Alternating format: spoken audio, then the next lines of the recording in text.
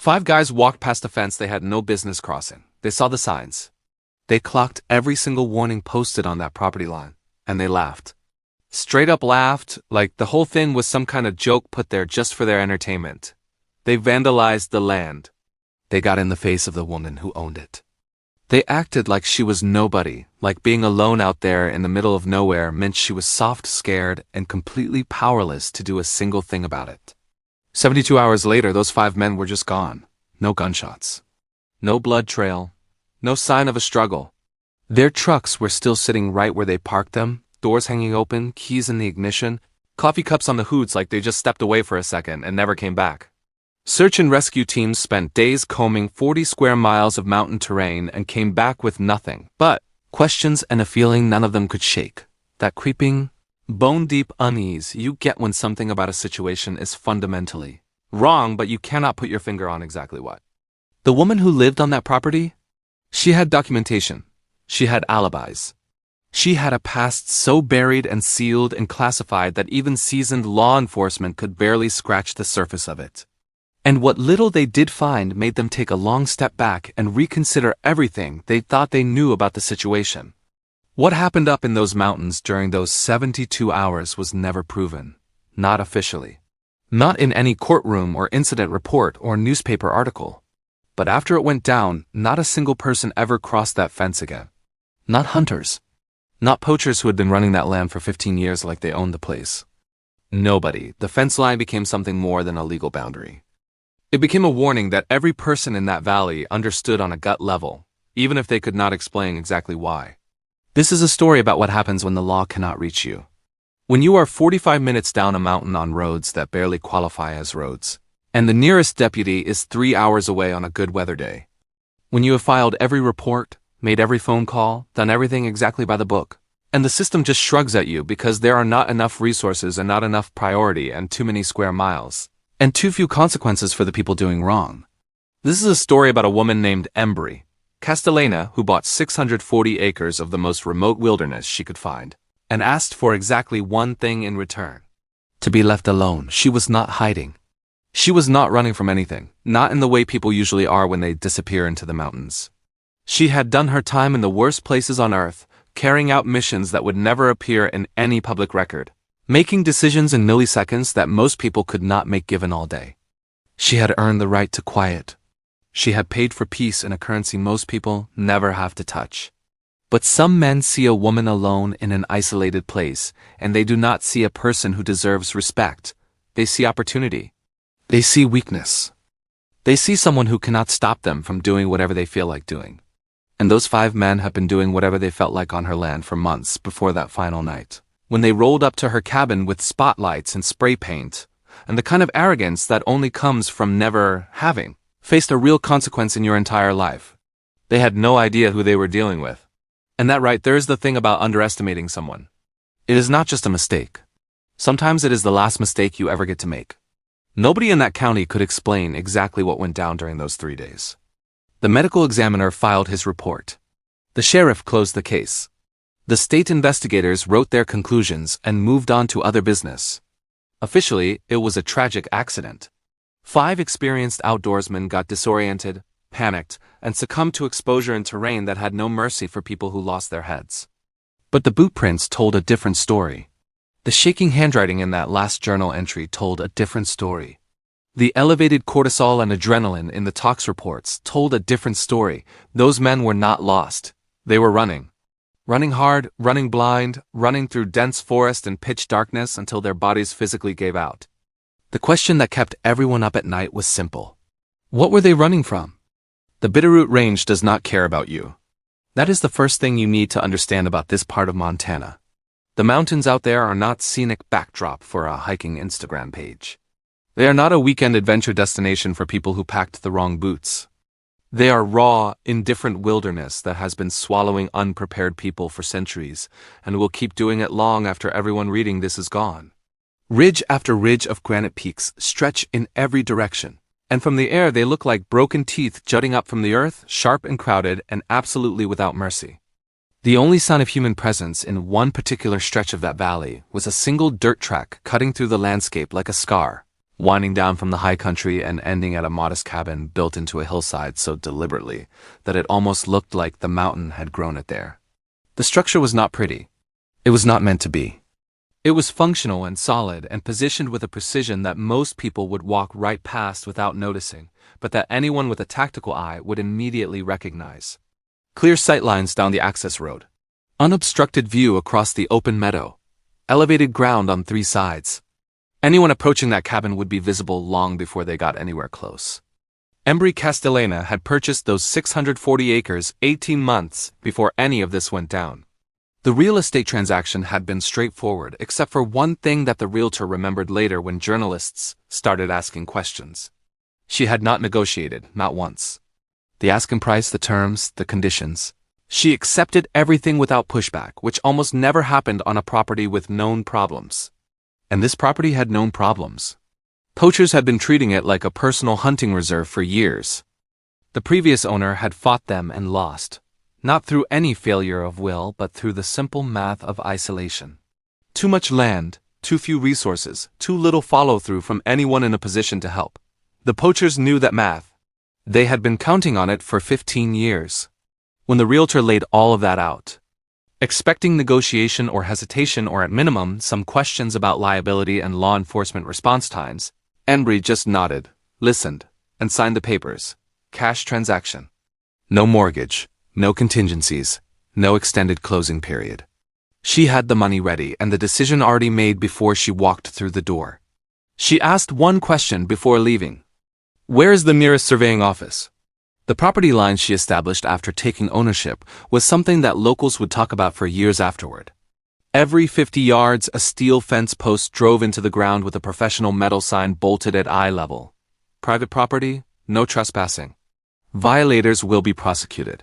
Not handwritten warnings on weathered wood. Not cheap plastic signs that faded after one winter. Heavy gauge metal on solid posts. The kind of installation that communicated permanence and intention to anyone paying attention. Solar-powered trail cameras went up at strategic intervals throughout the property, positioned at angles that minimized blind spots and maximized coverage. Anyone who had worked in security or tactical operations would have looked at the placement and understood immediately that whoever designed that camera system was not following a YouTube tutorial. The positioning showed knowledge of sight lines, movement patterns, and the psychology of how people move through unfamiliar terrain. Embry walked the property line every single morning. Not sometimes. Every morning, regardless of weather, regardless of season, regardless of how early the sun came up or how late it was rising. She moved through that terrain with an efficiency that said more about her background than any resume could. No wasted motion. No hesitation. Each step placed with the quiet confidence of someone whose body had been trained for years to move without making sound. She carried a weathered notebook and documented everything she found. Boot prints got photographed from multiple angles and measured for stride length and tread pattern. Disturbed fence sections got noted with GPS coordinates. Evidence of campfires or butchering got recorded with timestamps and location data precise enough to hold up in court. She was building a case before anyone had crossed a single line. The locals noticed her the way small towns notice everyone who does not fit the established pattern. She drove into town once a month for supplies. Paid cash, loaded her truck with the efficiency of someone running a resupply operation rather than doing grocery shopping. Did not make small talk. Responded to questions with polite deflection that left people with the impression they had received an answer without actually getting any information. After a few months, the cashier at the general store stopped trying, and word spread through that particular community grapevine that the woman who bought the Morrison range was private, self-sufficient, and not interested in becoming part of the social fabric of the valley. Nobody thought much of it. Remote properties attracted a certain type of person.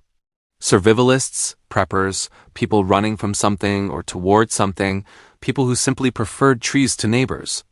Embry did not stand out as anything more. Fine, the mountain had room. Her daily routine at the cabin was precise in a way that would have seemed excessive to anyone watching without context, but was completely natural to anyone who had ever lived by a military schedule. Morning coffee measured and prepared exactly the same way every single day. Water volume and coffee grounds weighed on a small digital scale. 30 pull-ups on a bar mounted in the doorframe, form textbook perfect, breathing controlled. No variation in the rep count. A 5-mile run over steep mountain terrain that would have left most people crawling, completed before the sun fully cleared the ridge.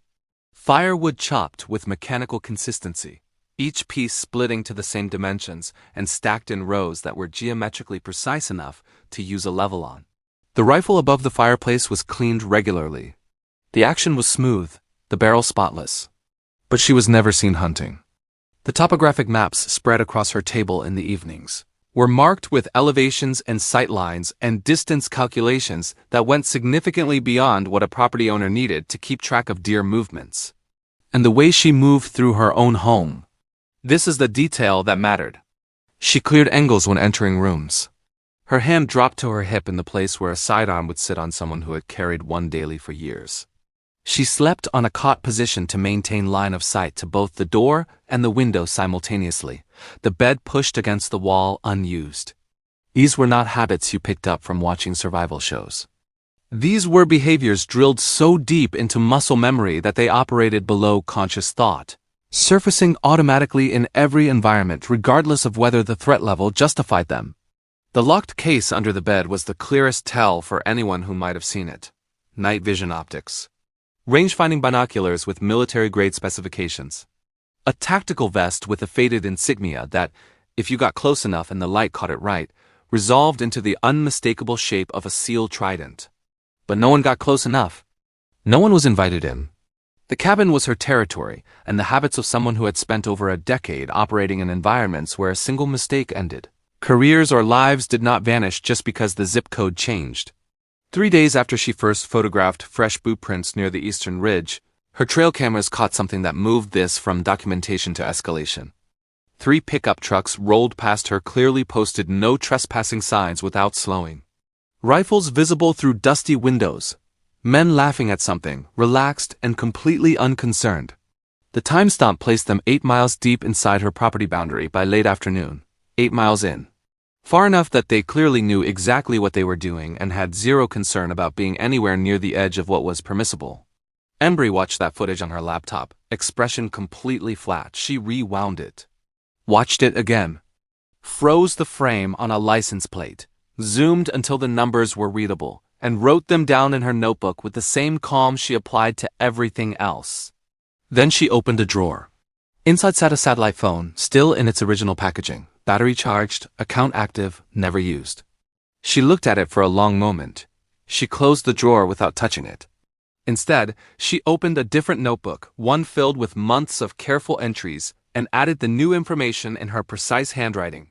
At the bottom of the page, she wrote one line. Day 147. First warning posted. Then she returned to her maps. The hunting camp those 5 men set up was not the work of amateurs. That point matters, because the story that followed only makes sense when you understand exactly who these guys were. These were not a couple of buddies who wandered off a trail with a 6-pack and a borrowed rifle. This was a professional operation run by men who had been doing this specific thing in these specific mountains for 15 years without a single serious consequence to show for it. 8 miles inside Embry's property boundary, deep in terrain that required ATVs to access, they had built something closer to a field camp than a hunting spot. Portable butchering stations. High-end optics that cost more than most people's monthly rent. Rifles with custom work done on the actions and barrels. These were men who took their illegal operations seriously enough to invest real money in it, which told you everything about how long they had been running it and how untouchable they believed themselves to be. The leader of the group was a man named Breck Holloway. Early 40s, weathered in the way that outdoor men get weathered, carrying the specific confidence of someone who had been the most capable person in every room he had ever walked into. He had been guiding hunts in this region for 2 decades.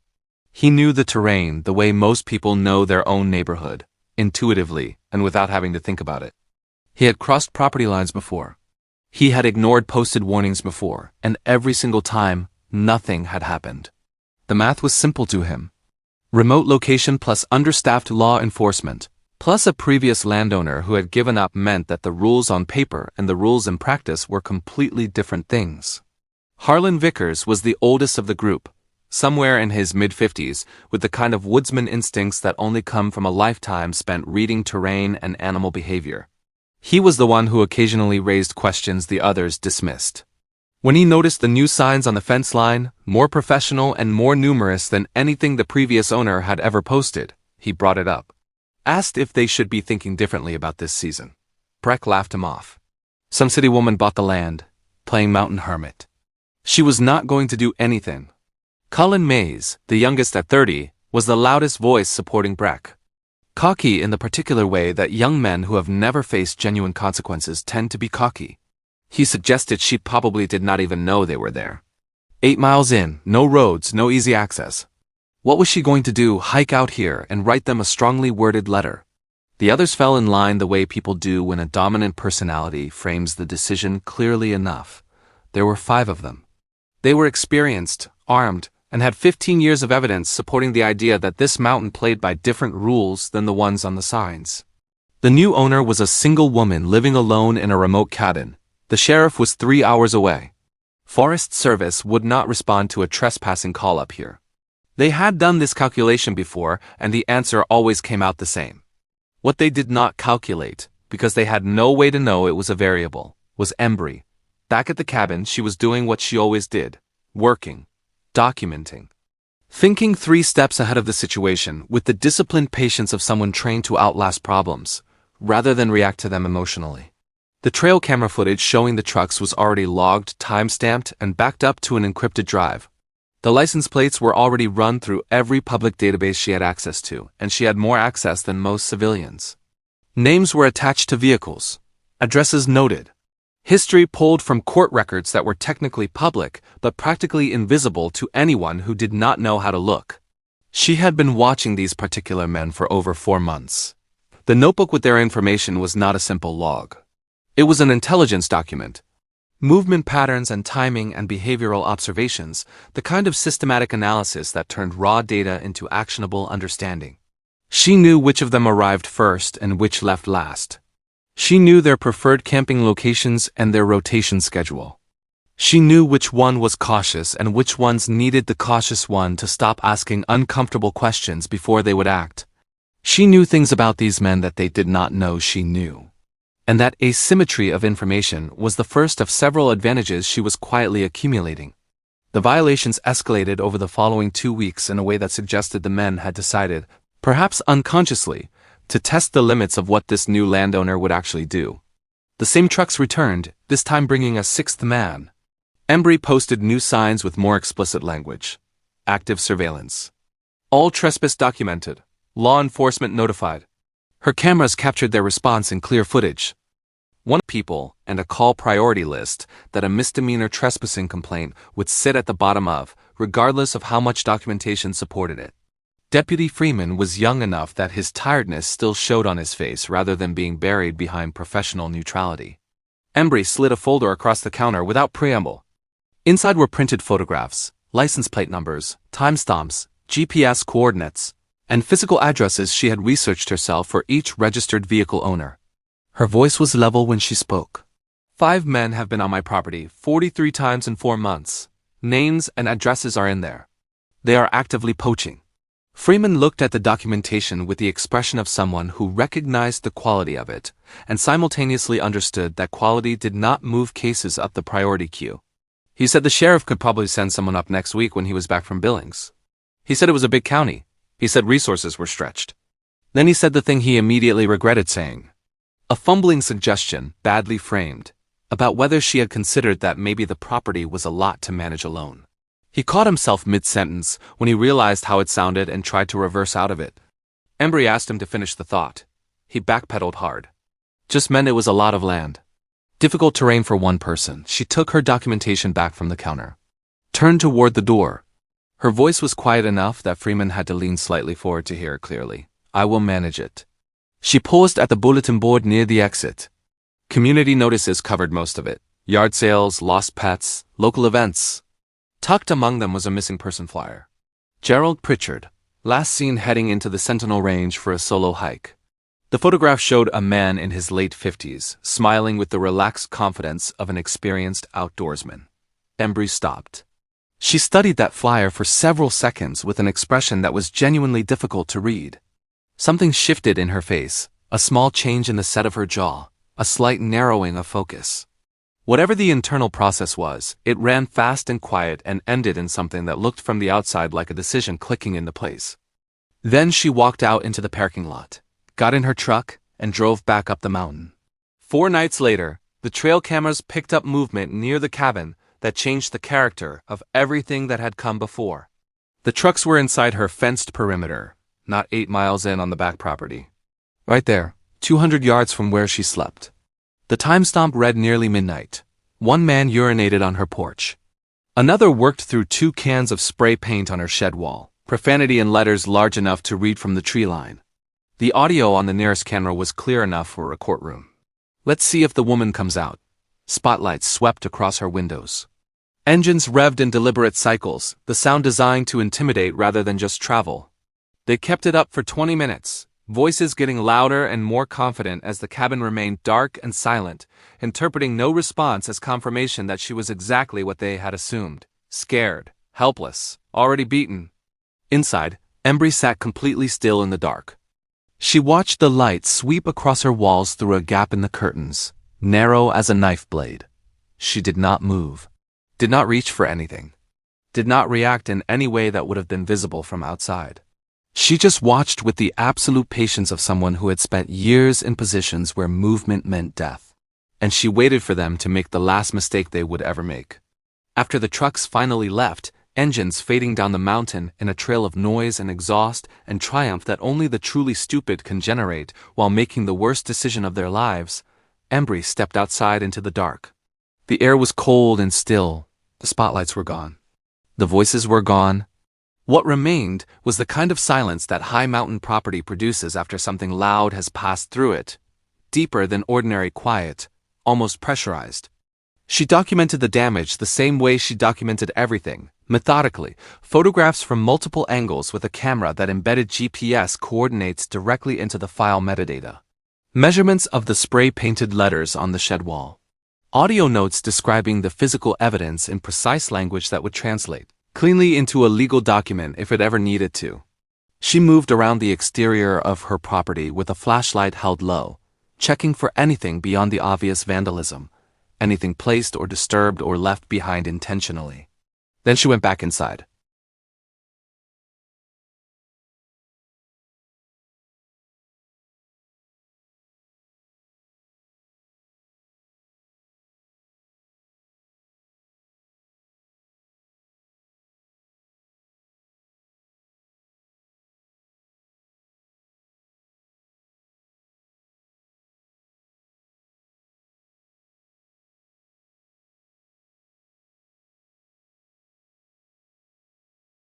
This time when she opened the locked case under the bed, she did not close it again. The tactical vest came out first. She held it for a moment before putting it on, running her thumb across the faded insignia on the chest panel. The sealed trident was worn down from years of friction and field use. The edges softened, the detail blurred, but the shape was still unmistakable to anyone who knew what they were looking at. She had not worn this vest since her discharge. Had not taken it out of the case for reasons that were more psychological than practical. Putting it back on meant something she had not been ready to acknowledge until tonight. The night vision monocular went into a chest pocket. The range-finding binoculars around her neck. She unrolled her topographic maps across the table and began working with a precision and speed that suggested she was not figuring anything out. She was executing a plan she had already built in her head, probably weeks ago. Probably the moment she first saw those trucks rolling past her signs without slowing. The smaller black notebook came out next. This was different from the documentation logs. This one was filled with technical calculations that had no civilian application. Elevation corrections for specific terrain features.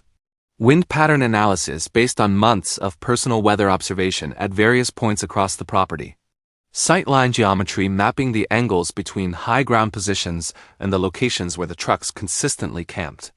Range estimations precise enough to account for atmospheric density at altitude. She had not been just watching these men. She had been studying the battlefield. Using a protractor and a pencil, she marked specific positions on the topographic map. High ground locations with multiple approach routes and clear egress options. Positions that provided coverage over the primary areas where the poachers operated while remaining effectively invisible to anyone in those areas. Positions that a person with her particular background would identify immediately as optimal and that everyone else would walk right past. She worked for 2 hours without stopping, without coffee, without any of the small comfort rituals that most people reach for when doing something stressful. When she was finished, the map looked like a tactical operations overlay. Because that is exactly what it was.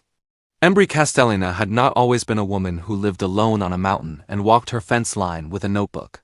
For 12 years before that, she had been something the military referred to in official documents, with careful bureaucratic language that deliberately understated what it actually meant. Special operations. Naval special warfare. Assignments that did not appear on official deployment records and operations that were never briefed above the specific command level that absolutely needed to know. She had been a sniper. Not in the loose civilian sense of the word that gets applied to any military shooter with a long rifle. A precision shooter operating in environments and at ranges and under conditions that pushed the outer boundary of what the physics of ballistics and human physiology together made possible. 2 tours in Afghanistan. 1 in Iraq. The Yemen operation in 2017 that nobody outside of a very small circle of people with the appropriate clearances would ever know the full details of. 27 confirmed kills across those deployments. A number she did not think about in those terms. Not because she was in denial about what the work had required, but because thinking about it that way was not useful. Each one had been a decision made in a specific context, with specific information and specific stakes. That was how she had filed them away. Decisions. Not trophies and not ghosts. Just decisions made under conditions most people would never understand. The Yemen operation was the one that mattered most for understanding who she was by the time she bought that Montana property. 8 SEAL operators inserted into a compound where 12 civilian hostages were being held by a force that significantly outnumbered them. The plan had contingencies. The contingencies had contingencies. And them an IED on the approach route had taken Reina Cortez, her spotter, and the person she trusted more than anyone alive. And the whole operation had shifted into a different gear. 7 hostile targets. A sandstorm reducing visibility to nearly nothing. The kind of conditions where most people with a rifle in their hands would have frozen or pulled back or made the call that the mission parameters had changed too drastically to continue. Embry had taken 7 shots in under 90 seconds. Each one from a different position because she had moved between shots, relocating with a speed and silence that the surviving hostile personnel later described to debriefers in terms that suggested they believed they had been engaged by multiple shooters. All 7 shots connected. All 12 hostages reached the extraction point. She had not attended the ceremony when they tried to give her a medal. Had sent a brief communication through proper channels, explaining she preferred the recognition be handled through paperwork rather than a public event. The Navy Cross had been processed, the file sealed, and Embry Castellina had effectively ceased to exist as a traceable entity in any public database. She had bought land and disappeared. Not running, choosing.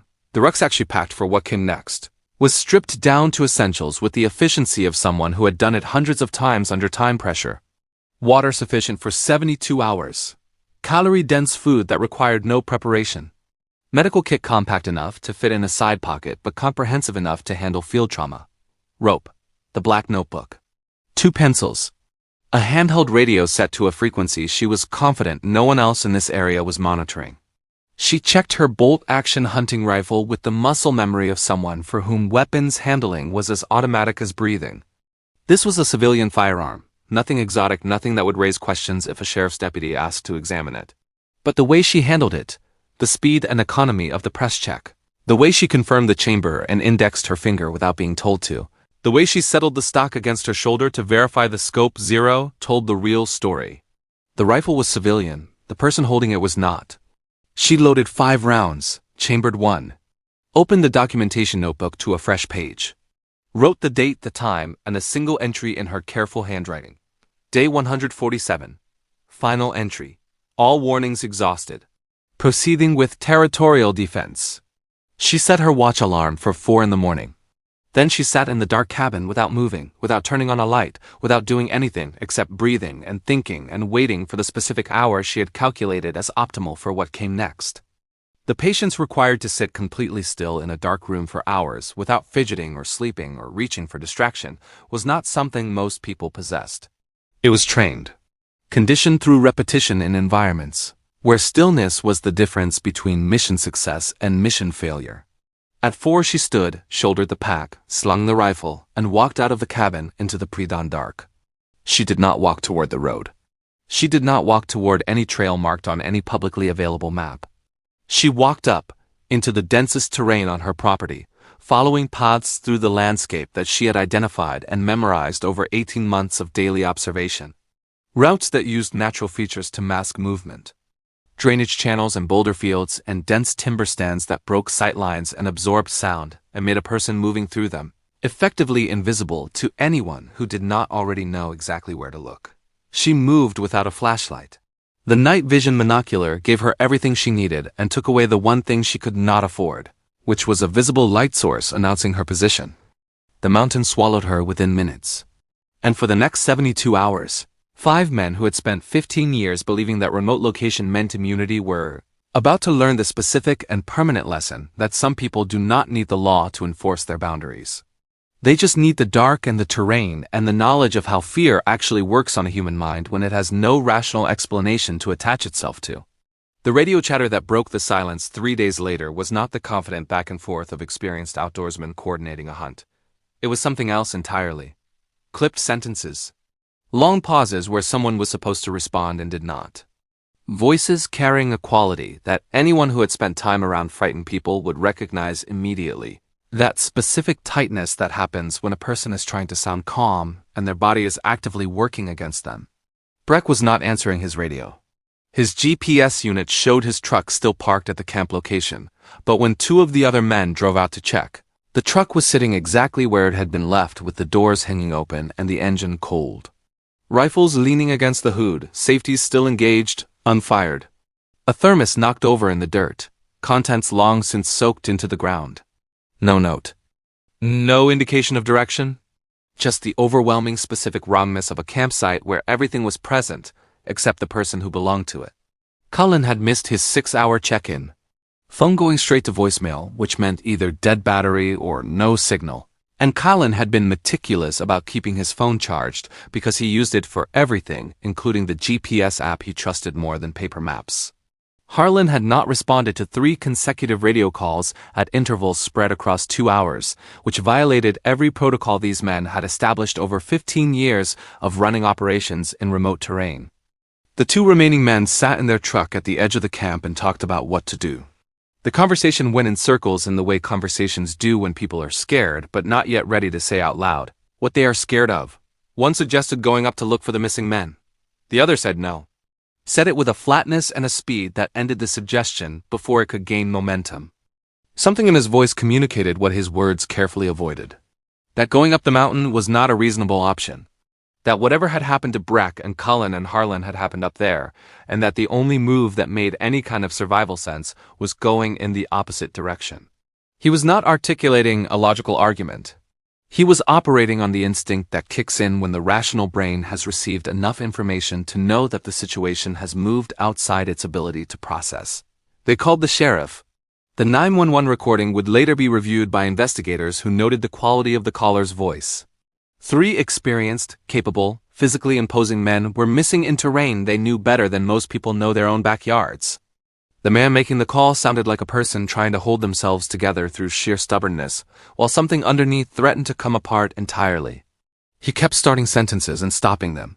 The dispatcher had to ask him twice to slow down and give the location clearly.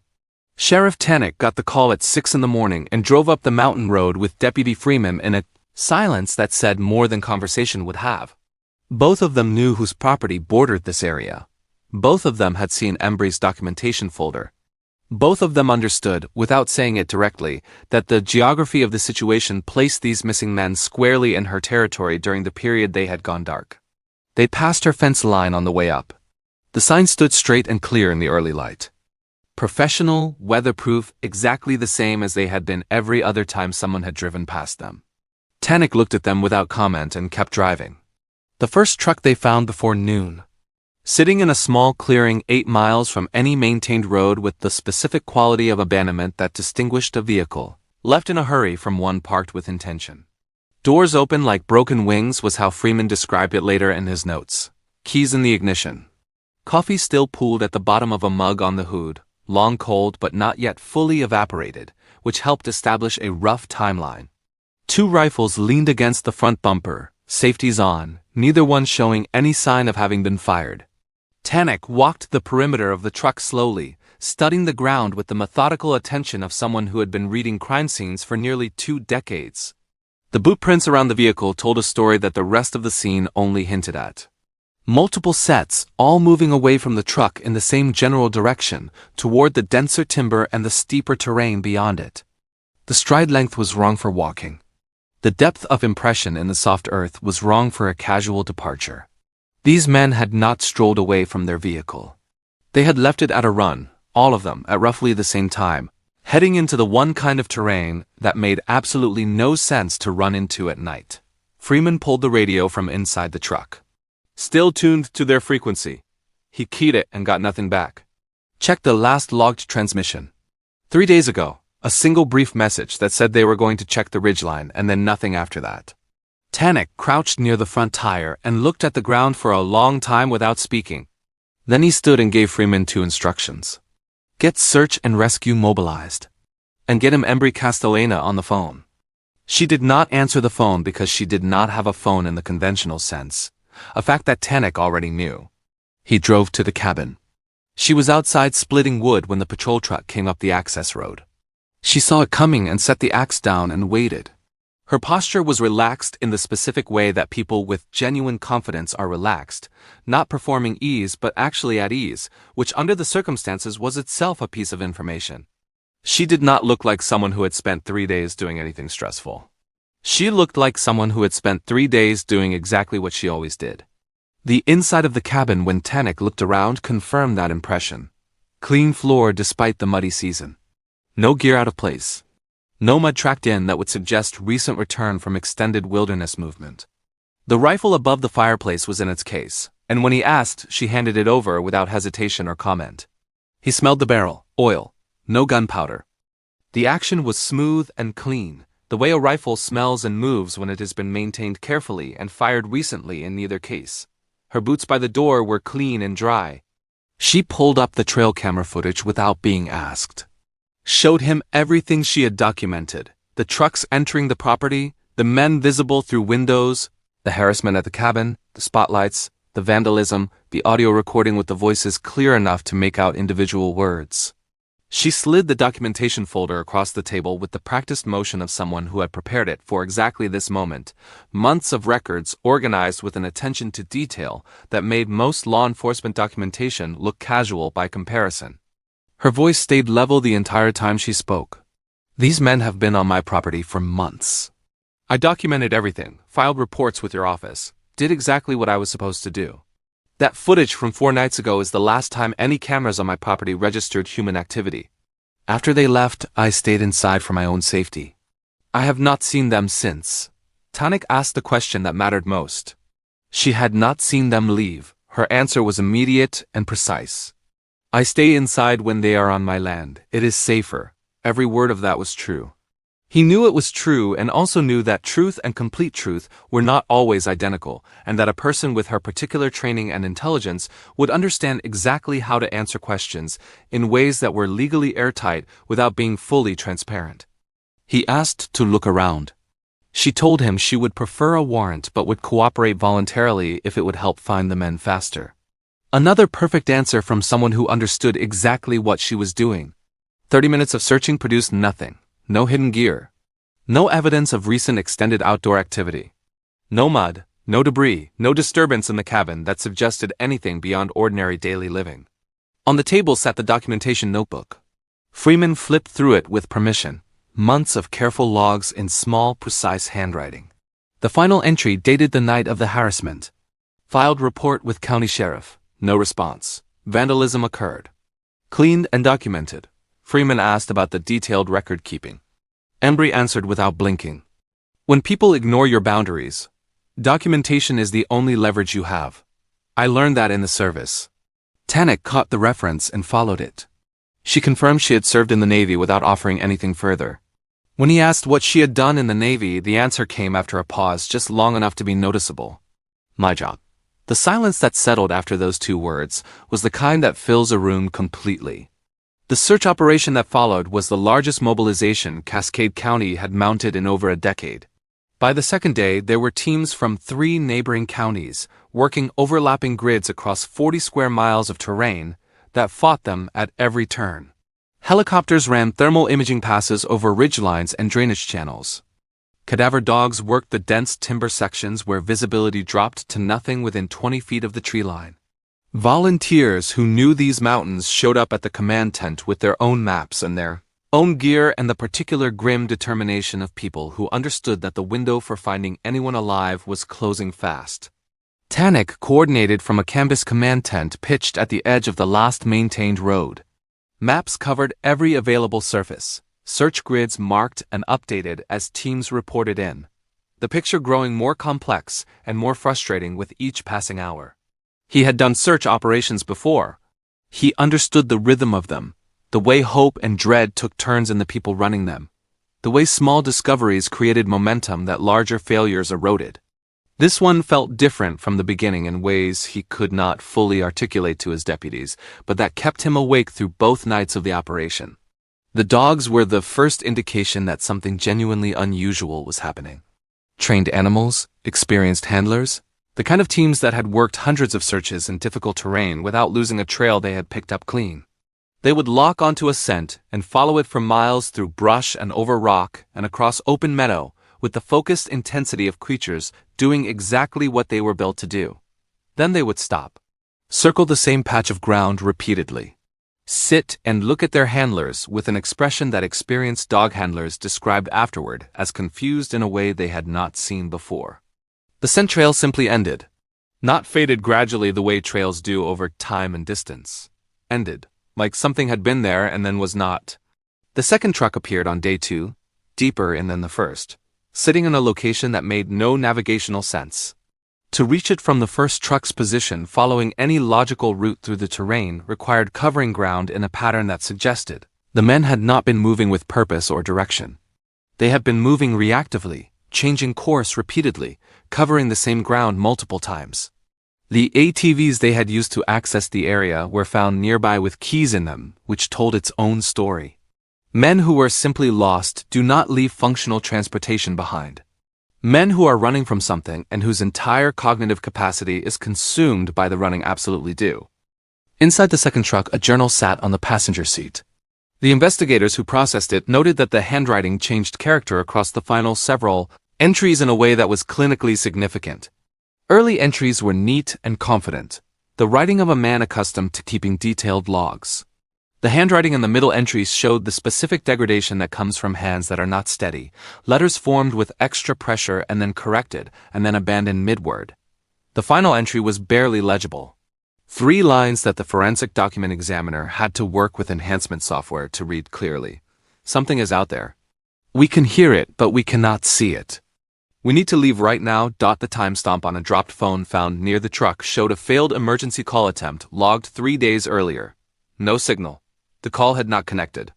The phone had been dropped and not retrieved, which under any normal set of circumstances no one does with a phone that has GPS capability and represents their primary connection to the outside world. On day 4, the third truck turned up. 18 miles from the first, across terrain that should have taken multiple days to cover on foot, even for experienced hikers moving with intention and adequate supplies. For men moving in panic through dark forest, covering that distance spoke to a level of sustained physical effort that bordered on physiological impossibility. The medical examiner who later reviewed the findings used the phrase flight response to describe what the evidence suggested, not the metaphorical version. The literal neurobiological state where the brain has assessed a threat as so overwhelming that it overrides every other cognitive function and redirects every available resource toward one single output: run. Tannic stood in the command tent on day 6 staring at the map with the particular expression of someone who has been looking at a puzzle long enough that the pieces have stopped making individual sense and started blurring into a pattern he almost recognized but could not quite resolve into something definitive. 40 square miles searched, hundreds of combined man-hours. 3 vehicles recovered, equipment cataloged, 0 bodies. 0 blood evidence. Zero physical trace of anything that could explain why 5 men who knew this terrain had apparently lost their minds and run themselves ragged across impossible distances in the dark. He made the call to scale back, monitoring status. If something surfaced, they would respond. The active grid search was burning resources the county did not have and producing nothing that moved the case forward. The state police were asking pointed questions about justification for the ongoing expenditure. He could not answer those questions with anything except honesty, and the honest answer was that he had a strong gut feeling and essentially zero evidence. He drove back past Embry's fence line on his way down the mountain. He stopped the truck and sat there for a moment looking at the signs. Private property. No trespassing. Violators will be prosecuted. The language was standard. The implication, now that he understood more about who had put those signs there, was something considerably larger than the words themselves. He drove on without stopping. 3 weeks after the search was suspended, a Forest Service ranger named Yael Ostrander was working a fire damage survey in the adjacent national forest, 5 miles from Embry's property boundary. Routine work, methodical and unglamorous, the kind of thing that fills most of a ranger's actual working hours as opposed to the dramatic rescues and wildlife encounters that make it into the job descriptions. Her dog was with her, a trained search animal that she used primarily for lost hiker situations, but brought along on most field days as a matter of habit. The dog stopped at a ravine and did not move. Not the confused, circling behavior the search teams had reported. The focused, locked-in alert of an animal that has found exactly what it was trained to find. Yale climbed down carefully, using roots and exposed rock for handholds, and found a boot first. Then a backpack. Then the thing that made her reach for her radio with hands that were not entirely steady despite 17 years of finding things in the woods that other people lost. The state police processed the scene over 6 hours. Detective Sears was the lead investigator, a career professional with the specific emotional flatness that comes from 2 decades of homicide work and the particular alertness of someone who knows when a scene is telling him something unusual. He walked Tannick through the preliminary findings at the edge of the ravine while the forensics team worked below. 4 bodies, scattered across 3 miles of terrain within the same general drainage system. Decomposition consistent with 2 to 3 weeks of exposure to the elements. No gunshot wounds. No blunt force trauma. No evidence of physical assault. Cause of death based on initial examination appeared to be exposure and hypothermia, but Sears flagged it immediately as complicated. Complicated how Tannick asked. Sears pulled up the topographic map on his tablet and pointed to the 4 marked locations. Men who die of exposure typically die where they stop moving. They exhaust themselves, they sit down, they do not get up again. The location where they lose consciousness is the location where they are found. These 4 men were found in 4 separate locations spanning 3 miles, all showing physical evidence of sustained movement at the time of death. Fractured ankles consistent with falls taken at running pace. Broken fingers from grabbing at branches and rock faces. Deep lacerations across arms and faces from moving through dense brush without slowing down. These men were still running when they died. Still actively fleeing something. Their bodies gave out before whatever they were running from stopped feeling real to them. Elevated cortisol and adrenaline in the preliminary tox results supported that reading.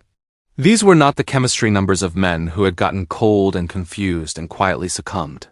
These were the chemistry numbers of men whose bodies had been running a maximum threat response for an extended period.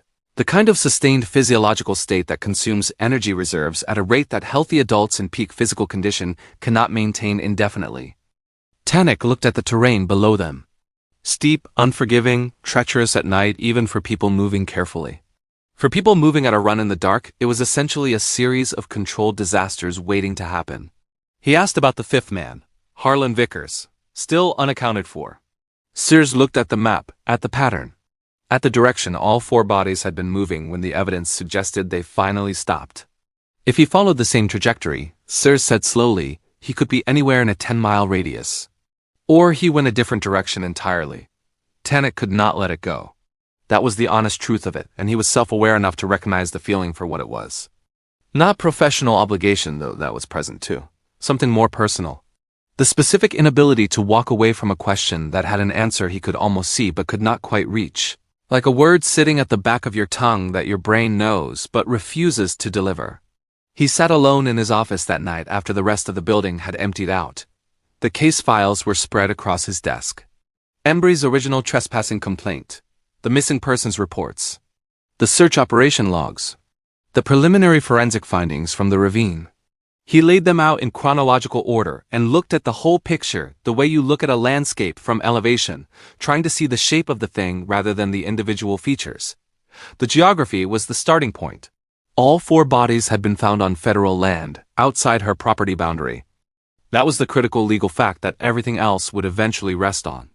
Whatever had driven those men through the forest, whatever had pushed them past the point where experienced outdoorsmen would normally stop and reassess, had originated somewhere on or near her property and had chased them outward across the boundary line and into national forest, terrain where they had eventually run out of body to keep going. He opened his laptop and ran her name through every database available to him. The results were educational in their absence.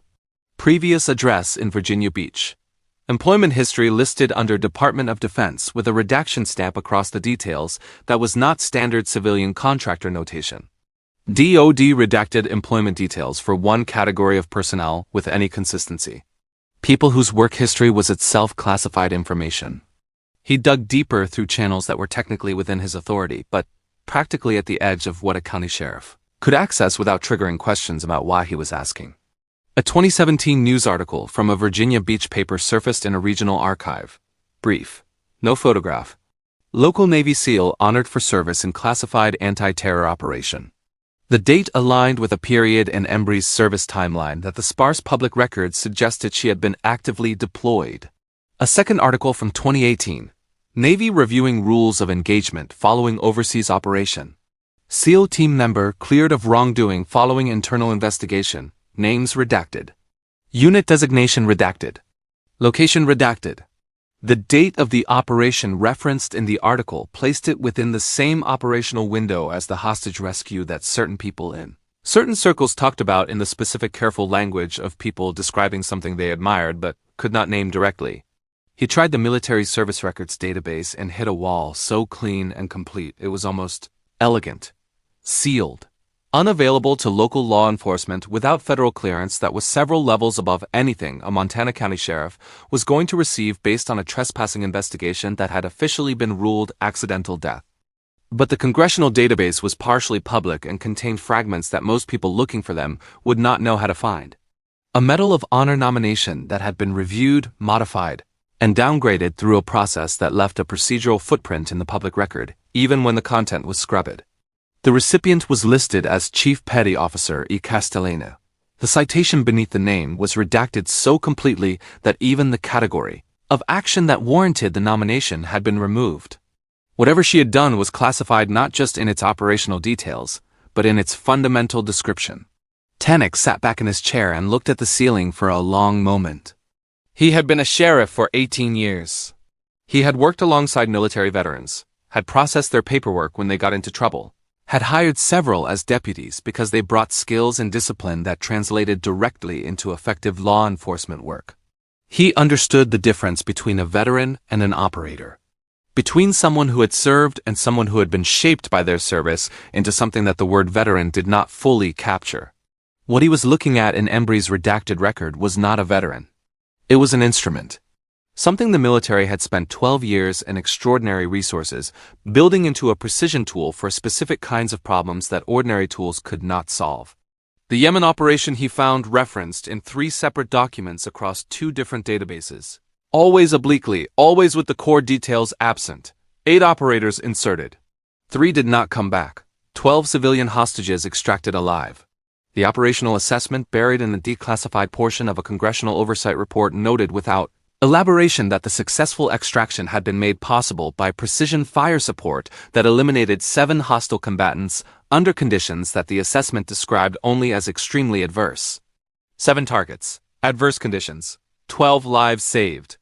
He closed the laptop and looked at the map pinned to his office wall, the one showing where the bodies had been found relative to Embry's property line. The pattern of their final movements plotted as a series of vectors all pointing away from the same general origin point. He thought about what it would take to make 5 experienced, armed, physically capable men abandon their vehicles and their weapons and run blind through mountain forest in the dark until they died. Not one of them, which could be explained by individual panic or medical event, All five, across a period that the forensic evidence suggested was extended and coordinated.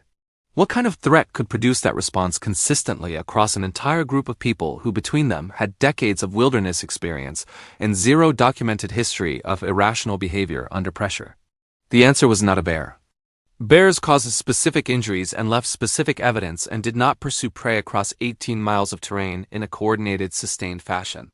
The answer was not getting lost, because lost men do not all run in the same direction from the same starting point, and lost men do not show the specific injury patterns consistent with sprinting through dense brush at night. The answer was something that felt like a predator but moved like a ghost. Something that never showed itself clearly enough to be confronted or escaped. Something that used the terrain and the darkness and the specific vulnerabilities of the human fear response to turn five capable men into something closer to prey animals than the hunters they believed themselves to be. He drove back up the mountain the next morning alone, no deputy, no radio call ahead. This was not an official visit in any sense that would appear in any record. She was outside splitting wood. The same steady rhythm he had seen on every visit, each swing precise and economical, the wood splitting clean along the grain every time. She set the axe down when she saw him coming and waited without moving toward him or away, which was itself a specific kind of body language that communicated neither guilt nor innocence but something more complex: readiness. The posture of someone who had anticipated this conversation and prepared for it with the same thoroughness they applied to everything else. They sat on the porch without speaking for long enough that a less comfortable silence would have broken under its own weight. Tannick let it breathe because he had learned over 18 years of interviewing people that silence created pressure that forced authentic responses faster than direct questions often did. He broke it first. Told her they had found 4 of the men. National forest land 5 miles from her boundary. Medical examiner was calling it exposure, hypothermia, disorientation and panic in difficult terrain at night. Embry said she had heard the helicopters. Her voice carried no particular register. Not relief, not concern, not satisfaction. Just acknowledgement of information received.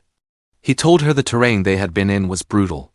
Easy to get turned around in the dark, especially if something had spooked them badly enough to make them stop thinking clearly. She replied that she would not know. She stayed close to home. He put the folder on the table between them. The one he had assembled the night before from fragments and redacted records, and the particular reading between lines that came from 18 years of separating what people said from what they meant. He talked through what he had found: the Navy Cross, the sealed service record, the Yemen operation described only in the careful language of people who knew exactly what had happened and were not permitted to say it directly. She did not confirm or deny anything. Just listened with the specific quality of attention that people give to information they already know when they are deciding how to respond to its being named out loud. He told her what he believed had happened on that mountain, not as accusation. As the statement of a man who understood the difference between truth and prosecutable truth, and had made a decision about which one mattered more in this particular situation. He believed she had gone into those mountains and used every skill built into her across 12 years of the most demanding military training available to turn her property into something those men could not understand and could not survive. Not with violence, with fear. With the specific weaponized version of psychological pressure that a person trained to eliminate threats in the dark, without detection, leaving no traceable evidence, could produce in unprepared human minds. He believed she had made them run. And he believed their running had killed them just as surely as a bullet, and left nothing behind that any court in the country would call evidence of a crime. The silence after he finished speaking was long and complete. Embry met his eyes directly when she finally responded. "Is there a question, Sheriff?" Tannick asked her directly. He had come too far and thought too hard about this to dance around the center of it. "Did she kill those men?" 3 words that carried the entire weight of everything he had spent the last several weeks trying to understand. Embry held his gaze without flinching. Without the micro-expressions that trained interviewers watched for. The tiny involuntary tells that the face produces when the brain is managing the distance between what it knows and what it is willing to say. Her answer came without hesitation and without drama. No, she did not kill those men. Tannick believed her. That was the thing that would stay with him longest about this conversation. He believed that answer completely, and believing it did not resolve a single thing, because the answer was true in exactly the way that a person who understood Language as a precision instrument would construct a true answer that left the most important question entirely unaddressed. He asked the follow-up. Did she do anything that resulted in their deaths? She took a breath and answered with the careful specificity of someone who had thought through exactly this question in advance and prepared a response that was legally airtight and morally complex, and completely impossible to argue with in any courtroom that operated on the standard of reasonable doubt. She had defended her property within the bounds of the law. She had never discharged a weapon at another person. She had never laid a physical hand on anyone. What happened to those men happened on federal land miles outside her property boundary. They had made choices. They had run. She could not control what people did when they finally understood the weight of the mistakes they had been making. Every sentence was true. The sum of those true sentences was a portrait that left a very specific shape of negative space around the thing that had actually happened, and both of them understood that perfectly, and neither of them said it out loud. Tannick picked up the folder and stood. Before he left, he told her something he had not been required to share and had chosen to share anyway, because it felt relevant, and because he was a man who believed that context mattered even when it could not change official outcomes. He told her about the records he had pulled on the deceased. Breck Holloway and his 2 dropped domestic violence charges, a wife who had been too frightened to testify either time. Colin Mays under active investigation for running an illegal game meat operation, selling protected species to restaurants for significant profit. Harlan Vickers with 2 years served for aggravated assault after putting a man in a hospital for 3 weeks over a dispute that witnesses described as entirely one-sided. He told her they were not good people. She was quiet for a moment before responding. Her voice carried something that was not quite sorrow and not quite the absence of it. More like acknowledgement of a complexity that did not resolve cleanly. They were still people. Tannick nodded. Yes, they were. He said it like a man who had been carrying that weight too and was not sure where to set it down. He walked toward his truck and stopped halfway. Turned back one more time with the specific hesitation of someone who has been holding something and decided finally to put it on the table. He told her about the operational citation he had pieced together from fragments. 7 targets in under 90 seconds in a sandstorm. Moving between positions without being detected. 12 hostages who made it home because of decisions she made in the dark on the other side of the world while no one who mattered was watching. He said the country could not thank her publicly because the whole thing was buried under classifications that would outlast everyone involved, so he would say it himself. He thanked her. Not for the mountains and not for the dead men, and not for the lesson the valley had learned. He thanked her for her service, using her rank and her name together, the way people do when they want to make sure the acknowledgement lands on the specific person who earned it. She nodded once. The minimal response of someone who had never needed recognition to make peace with what they had done. He got in the truck, window down. One final thing delivered in the quiet tone of a man offering something that was simultaneously practical advice and a specific kind of mercy. The satellite phone registered to a contractor account. If there happened to be any call logs on it, now would be a genuinely good time to make sure there were not. Their eyes met across the distance between the porch and the truck. She told him it was already taken care of. He drove down the mountain. After his truck disappeared around the bend, and the sound of the engine faded into the general silence of the high country, Embry went inside. She opened the drawer where the satellite phone sat. The call log showed 1 outgoing call made 4 days before the men had been reported missing. Duration 4 minutes. The saved contact was listed under a single name, Falk. She looked at the log for a long moment. Then she deleted it. Removed the SIM card from the phone and walked outside with it. Used a flat rock to reduce it to fragments too small to recover any data from. Buried those fragments under 6 inches of soil in her garden beneath the tomato plants, where they would be gone by spring even if anyone thought to look. 6 weeks after that conversation, Harlan Vickers turned up. The report came through official channels from a Montana fish and wildlife officer working a different county entirely, 18 miles across the state line. The cause of death listed was bear attack, partially consumed, consistent with an animal encounter occurring after the victim had already been incapacitated by other causes. The medical examiner's notes indicated significant evidence of prior injury, multiple fractures to the lower extremities, lacerations consistent with extended movement through dense brush at high speed, severe hypothermia progression, suggesting the victim had been in the late stages of exposure before the animal encounter occurred. The defensive wound assessment was brief, minimal resistance. Victim may have been unconscious or nearly so at the time of animal contact. The case was formally closed with a single consolidated determination across all 5 deaths: accidental, exposure, poor decisions in extreme, conditions by individuals who underestimated the terrain and the weather and the consequences of becoming separated from their equipment and each other, tragic. Not criminal. Case closed. Detective Sears from the state police filed his official report with that determination and then added a separate internal note that was flagged for review only by senior investigators and would eventually be archived without action.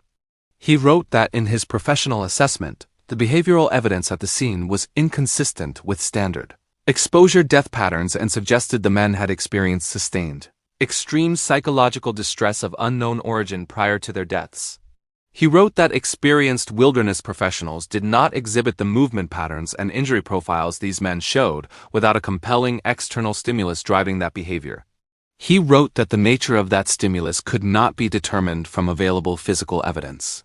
He did not write Embry Castellina's name anywhere in the note. He did not need to. The newspaper story ran in the County Gazette 3 weeks after the final case closure. Brief and clinical in the way that local papers cover things they do not fully understand and are not certain how to frame. 5 hunters. Remote terrain. Weather conditions. Tragic outcome. Sheriff's office declining further comment. County coroner expressing condolences. The kind of article that answered the factual questions and left every actual question completely open. But the bar conversations were where the real story lived. The hunting camps and the Forest Service stations and the diners, where people who spent their lives in these mountains gathered and spoke in the careful shorthand of people who shared an understanding they could not state directly in public. The story passed between them with the specific precision of information that mattered, refined through repetition into something close to the essential truth without ever quite touching the parts that needed to stay unspoken. 5 men crossed that fence. Professionals, 15 years in those mountains. Ignored every warning, laughed at every sign, came to her cabin in the middle of the night with spotlights and spray paint like she was nobody.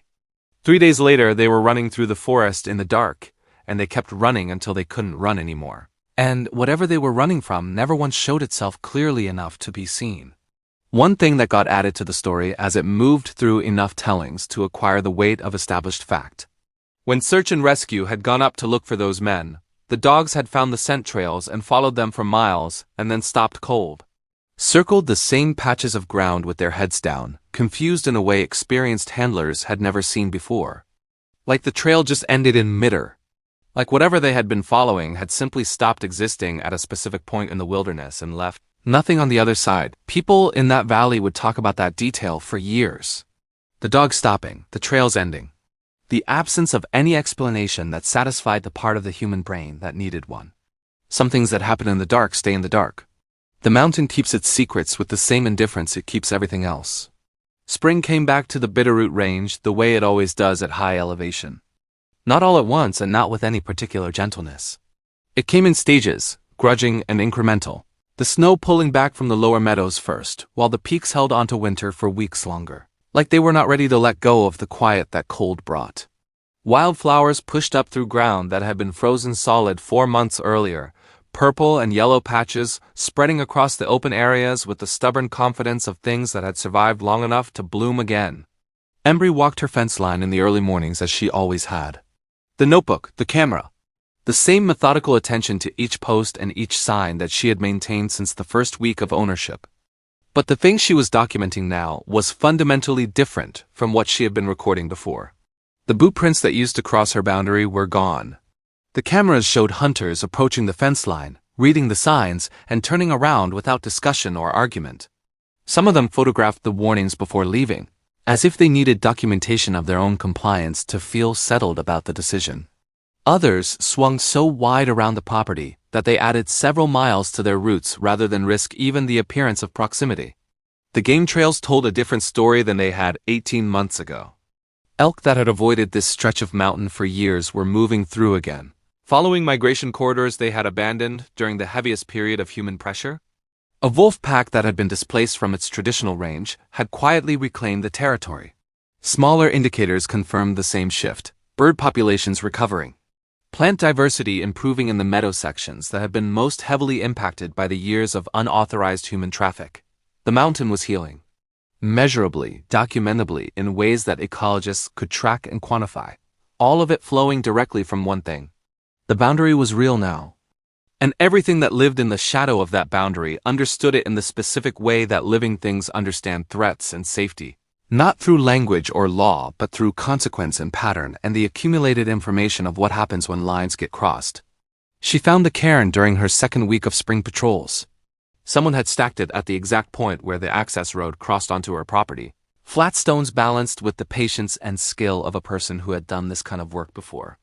Beside it, a piece of weathered wood had been carved with simple words. Boundaries respected. The carving was old enough that the edges had softened with weather, which meant it had been placed sometime during winter, during the months when accessing this elevation required serious preparation and genuine commitment. She did not know who had left it and did not try to find out. It served the same purpose as every other marker along this fence line. It was a statement of understanding. She photographed it and noted it in her log, and left it standing exactly where it was. The Forest Service compiled their data that summer, and the numbers were stark in the way that genuine conservation outcomes always are when they finally materialize after years of documented failure. Sector 7 had recorded 0 poaching violations across 18 consecutive months. The previous 9-year average for the same sector was 37 confirmed incidents annually. Ranger Ostrander presented the data to her district supervisor with the careful framing of a professional who understood which parts of the truth served the official conversation and which parts belonged to a different kind of discussion entirely. She said that wildlife populations in the sector had increased measurably. She said the reduction in human pressure had allowed traditional habitat use patterns to re-establish. She said that whatever was happening on the private land adjacent to the national forest was producing a refuge effect that extended well beyond the property boundary. She said that from a conservation perspective, the outcome was unequivocally positive. She did not say what everyone in that room already understood about how the outcome had been produced. The district supervisor, a career administrator who had learned over many years that results mattered more than methods in the evaluation metrics that determined his budget, looked at the numbers and made a practical decision. Whatever was working in Sector 7, they would not interfere with it. They would reallocate enforcement resources to areas with active problems and let whatever arrangement existed in that corner of the district continue undisturbed. Sheriff Tannick filed the last documents related to the case on a cold afternoon in late autumn. He locked the folder in a cabinet he rarely opened, put the key in his desk drawer, and sat for a while looking at nothing in particular. Freeman came in without knocking as he always did and asked the question he had clearly been building toward for weeks. Did Tannick really think she had done it, not the official version, the real version? Tannick walked to his window and looked out at the main street of the town he had been protecting for 18 years. He thought about all the things he knew how to prove and all the things he understood that he would never be able to prove, and the significant distance between those two categories in the life of someone who worked inside a system built on evidence and procedure. He said that he thought 5 men had spent 15 years operating without consequences because the geography made consequences theoretical. He said they had found someone they believed was the same kind of target they had always found, isolated, alone, presumed helpless. And they had been wrong about her in a way that could not be corrected once you were far enough into it. He said he thought she had defended her property using the only tools she had that were actually capable of making a difference in that terrain, at that distance from anyone who might have helped her. He said he thought the defense had been effective. He said he thought experienced hunters had encountered something in those mountains, that their experience had given them no framework for processing, and that the absence of a framework had done the rest. Freeman asked if they were just going to let it go. Tannick turned from the window. He asked Freeman what the alternative was. Arrest her for what specific crime? Defending property. Creating fear in people who had spent months terrorizing her. The medical examiner had found no evidence of assault. The men had died on federal land outside her boundary. Every piece of physical evidence supported the official conclusion of accidental death. The only thing suggesting otherwise was pattern and timing and the specific behavioral evidence of what the men had been doing when they died, and none of that survived a preliminary hearing. He told Freeman that some situations resolved themselves outside the mechanisms the law provided for resolution. That was not a comfortable thing to say out loud, and he was not entirely comfortable saying it. But comfort was not the relevant measure. Truth was. Winter came early, as it did most years at that elevation. The first serious snow fell in mid-October, and by November the access road was passable only by snowmobile. The isolation Embry had purchased along with the land became total and complete in the way that only high mountain winters could produce. Miles of white silence in every direction. The kind of quiet that most people would find unbearable within days, and that she moved through with the ease of someone who had spent years in austere environments waiting for things to happen or not happen. She received a letter that October through forwarding channels that suggested official origin. Virginia Beach postmark, single page, formal government language. Her service record and her capabilities were remembered. If she ever chose to return to operational status, the pathway existed and the door was open, signed by a name she knew from her time in the teams. She read it 3 times. Then she burned it in the fireplace and watched it go. On a clear evening in late December, she stood on her porch as the sun dropped behind the western peaks and painted the sky in the colors that high-altitude sunsets produce. Deep red fading through orange into a purple that deepened by degrees toward the blue-black of full dark. Stars appeared one at a time and then all at once. She went inside. The cabin was warm. The fire was steady. The lamp threw yellow light across familiar surfaces and familiar spaces.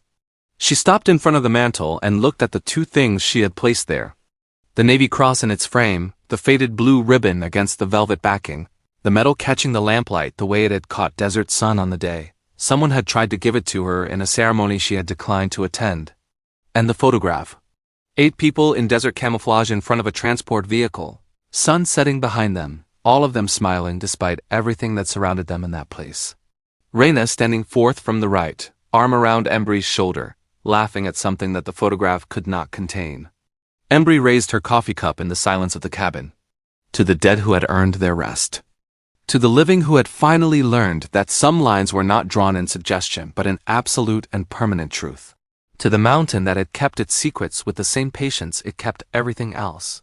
And to peace, which was not the absence of conflict, but the establishment of boundaries, clear enough and real enough and enforced firmly enough that conflict never had reason to come calling again. She set the cup down. Outside the snow was falling. The fence line was out there in the dark. Posts standing straight, signs legible even by moonlight, cameras recording whatever moved through the cold air. Nobody would cross that fence tonight. Nobody would cross it tomorrow. The mountain remembered. And remembering was enough.